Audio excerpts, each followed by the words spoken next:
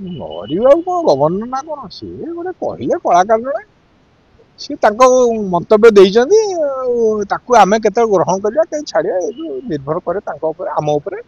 କଳାକାର ମାନେ ସିଏ କୋଉଠୁ ପଇସା ଆଣୁଛନ୍ତି କୋଉଠି ଖାଉଛନ୍ତି କେତେବେଳେ କହୁନାହାନ୍ତି। ଇଏ ସେମିତି ଆଣିଲେ ଖାଇଲେ ସିଏ ରାଗିଲେ ଇଏ ପିଟିଲେ ଇଏ ସବୁ କଥା ନେଇକି ଆମେ ଆଉ ନରି ଭାଇକି କଣ ସାହାଯ୍ୟ କରିପାରିବା। ଏତେବେଳେ ଦୁଃଖ ପ୍ରକାଶ କରିବା ଯେ ନରି ଭାଇ ତମେ ଭୁଲ କଲ କି ସିଏ ଭୁଲ କଲ ଆମେ ଜାଣିନୁ। ତଥାପି ଯାହା ବି ହେଇଛି ତ ମାଡ ହେଇଛି ବୋଲି ଆମେ ଦୁଃଖ ପ୍ରକାଶ କରୁଛୁ। ଘଟଣା ଚର୍ଚ୍ଚା ହେଉଛି ଯେ ସେ ମାଡ଼ ଖାଇସାରିଲା ପରେ ବି ସେ ବାହାରେ ଆଲୋଚନା କରିବାଟା ଭୁଲ ହେଲା ବୋଲି। ସେ କଥା କହିପାରୁନି ଯାହାକୁ କାଟିବ ସେ କାନ୍ଦିବ ଆଉ ଏତେ କଥା କଣ ଆଲୋଚନା କରିବା ଉଚିତ ହବା ଉଚିତ। ଆଉ ତାଙ୍କ ମାଡ ବସି ସେ କାନ୍ଦିଲା ସମସ୍ତେ ଶୁଣିଲେ ସେଥିରେ ଆପଣ ମାନେ ସଜେସନ ଦେବେ ମୁଁ ସଜେସନ ଦେବି ୟା ଭିତରେ ବି ଚାଲିବ ହେଲେ ବି ତା ନରି ସହିତ ଭାଇ ଏବେ ବି ନମିତାକୁ ଯାତ୍ରା ମାଲିକ ସଂଘ ଯୋଉ 2 ଦିନ ତଳେ ବସିଥିଲେ ସେ ବି କଣ ନମିତାକୁ କହୁଛନ୍ତି ସୋକଲ ନୋଟିସ ସରକାର, ଏଇଟା କଣ ଠିକ? ମୁଁ ଜାଣିନି ସେଇଟା ଭାଇ ମତେ ଟିକେ କ୍ଷମା କରିବେ।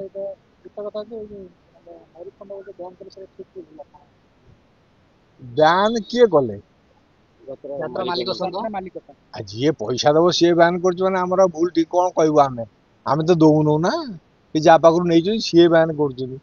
ତେଣୁ ନିର୍ଦ୍ଦେଶକ ପଞ୍ଚାୟ ଆମେ କଣ କହିବୁ ଭୁଲ କି ଠିକ। ମାଲିକ ହେଲେ ବୋଲି ବାଡେଇବାଟା ଠିକ? ଆଜ୍ଞା ନିର୍ଦ୍ଦେଶକ ଯେତେବେଳେ ଯାଇ ପହଞ୍ଚନ୍ତି ତାଙ୍କୁ କୁହାଯାଏ ଏମାନଙ୍କୁ ଦେଖିକି ନାଟକ କର, ଏମାନେ ଅଛନ୍ତି ଆମ ପାର୍ଟିରେ ଆମକୁ ଲିଷ୍ଟ ଦିଆଯାଏ। ତେଣୁ ତା ଭିତରେ ନରିବାକୁ ବି ଅଛନ୍ତି। ତେଣୁ ଦଉଥିବା ଲୋକଟା କିଏ? ମାଲିକ। ତେଣୁ ବର୍ତ୍ତମାନ ମାରିକ ତାକୁ ଦେଲେ ମାରିଲେ କି ନାଇଁ ସେଇଟା ବି କେହି ସତ ବୋଲି କହିବା ଇଏ କାଳେ ମିଛ କହୁଥିବେ। ନା ସିସିଟିଭି ଦେଖା ହଉଛି ଯେ ଜଣେ ଭିତରକୁ ଯାଉଛନ୍ତି କିନ୍ତୁ ତା ଭିତରର ଦୃଶ୍ୟ ତ ଦେଖାଯାଉ ନା କେମିତି ମାଡ ହେଇଛି କି ନାଇଁ ବୋଲି କେମିତି ଜାଣିବା? ଆପଣ ତ ସେ କଥା କହୁଛନ୍ତି ମୁଁ ବି ସେ କଥା କହୁଛି କେମିତି ଜାଣିବା? ନରିବାକୁ ଯଦି ପୋଲିସରେ କେସ୍ ଦେଇଛନ୍ତି ମାଲିକ ମାନେ ଡିସିସନ ନବା ପୂର୍ବରୁ ପୋଲିସର ରିପୋର୍ଟକୁ ଅପେକ୍ଷା କରିବାର ଥିଲା କି? ମରିବାକୁ କଣ ଗଭର୍ଣ୍ଣର ନା କଣ ସିଏ ଗୋଟେ କହିଲେ କଳାକାର ଜଣେ ସିଏ ତାଙ୍କ ମନ୍ତବ୍ୟ ଦେଇଛନ୍ତି ଆଉ ତାକୁ ଆମେ କେତେବେଳେ ଗ୍ରହଣ କରିବା କେତେ ଛାଡିବା ଏ ଯୋଉ ନିର୍ଭର କରେ ତାଙ୍କ ଉପରେ ଆମ ଉପରେ। କଳାକାର ମାନେ ସିଏ କୋଉଠୁ ପଇସା ଆଣୁଛନ୍ତି କୋଉଠି ଖାଉଛନ୍ତି କେତେବେଳେ କହୁନାହାନ୍ତି। ଇଏ ସେମିତି ଆଣିଲେ ଖାଇଲେ ସିଏ ରାଗିଲେ ଇଏ ପିଟିଲେ ଇଏ ସବୁ କଥା ନେଇକି ଆମେ ଆଉ ନରି ଭାଇକି କଣ ସାହାଯ୍ୟ କରିପାରିବା। ଏତେବେଳେ ଦୁଃଖ ପ୍ରକାଶ କରିବା ଯେ ନରି ଭାଇ ତମେ ଭୁଲ କଲ କି ସିଏ ଭୁଲ କଲ ଆମେ ଜାଣିନୁ। ତଥାପି ଯାହା ବି ହେଇଛି ତ ମାଡ ହେଇଛି ବୋଲି ଆମେ ଦୁଃଖ ପ୍ରକାଶ କରୁଛୁ। ଘଟଣା ଚର୍ଚ୍ଚା ହେଉଛି ଯେ ସେ ମାଡ଼ ଖାଇସାରିଲା ପରେ ବି ସେ ବାହାରେ ଆଲୋଚନା କରିବାଟା ଭୁଲ ହେଲା ବୋଲି। ସେ କଥା କହିପାରୁନି ଯାହାକୁ କାଟିବ ସେ କାନ୍ଦିବ ଆଉ ଏତେ କଥା କଣ ଆଲୋଚନା କରିବା ଉଚିତ ହବା ଉଚିତ। ଆଉ ତାଙ୍କ ମାଡ ବସି ସେ କାନ୍ଦିଲା ସମସ୍ତେ ଶୁଣିଲେ ସେଥିରେ ଆପଣ ମାନେ ସଜେସନ ଦେବେ ମୁଁ ସଜେସନ ଦେବି ୟା ଭିତରେ ବି ଚାଲିବ ହେଲେ ବି ତା ନରି ସହିତ ଭାଇ ଏବେ ବି ନମିତାକୁ ଯାତ୍ରା ମାଲିକ ସଂଘ ଯୋଉ 2 ଦିନ ତଳେ ବସିଥିଲେ ସେ ବି କଣ ନମିତାକୁ କହୁଛନ୍ତି ସୋକଲ ନୋଟିସ ସରକାର, ଏଇଟା କଣ ଠିକ? ମୁଁ ଜାଣିନି ସେଇଟା ଭାଇ ମତେ ଟିକେ କ୍ଷମା କରିବେ।